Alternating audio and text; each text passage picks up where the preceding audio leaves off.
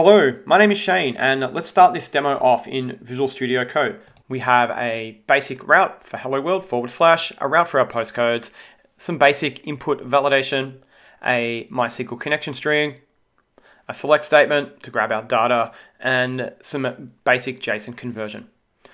At the end, we can see we're running bottle on port 8080. Now, if we look at our Docker file, we're starting with a base of Python 3.8. We're adding our requirements, we're running our application, and we're running on port 8080 as well. So I've pivoted now into the Microsoft Azure portal. We can see our standard MySQL database server, which will be consistent across all three implementations, running MySQL 5.7.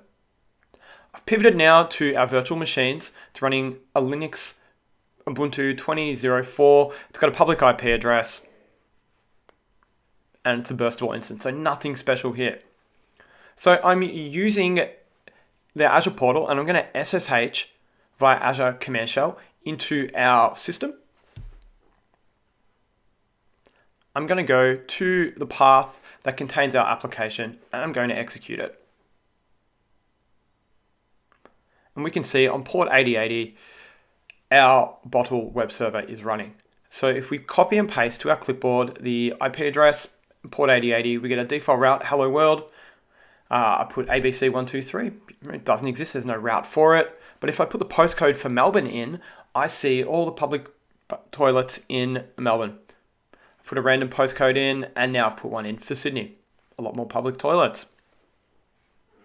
So this is working just fine, and we can see the logs in Azure Cloud Shell.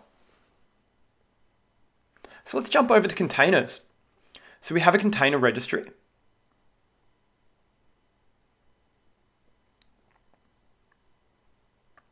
And in this container registry, I've uploaded my container to a repository called Toilet App. We're in Azure Container Instances. I have a public IP address. I have one container running. I go to port 8080. And we get our default route, hello world. I can put a postcode in. So I've put the postcode of 3000 for Melbourne, yet again.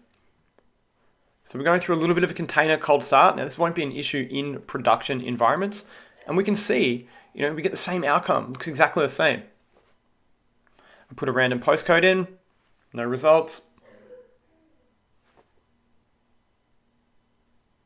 I try another random postcode, I get a result. And as we can see, this is returning, the exact same results as our virtual machine-based system.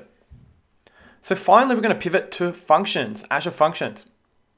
So I've got a function app, which is a little bit different. I've had to slightly tweak my code. And as we can see in the code, what I have removed is the bottle web server, because Azure Functions has its own HTTP server. But by and large, this is exactly the same code.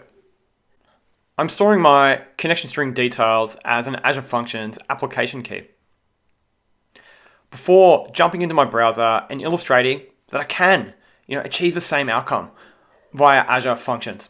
So what this video is demonstrating is 3 different ways to achieve the same outcome at 3 very different price points. If you want to achieve the same outcome at a lower cost and drive down the cost to serve, contact us at V2 Digital so we can help you version up your tech stack.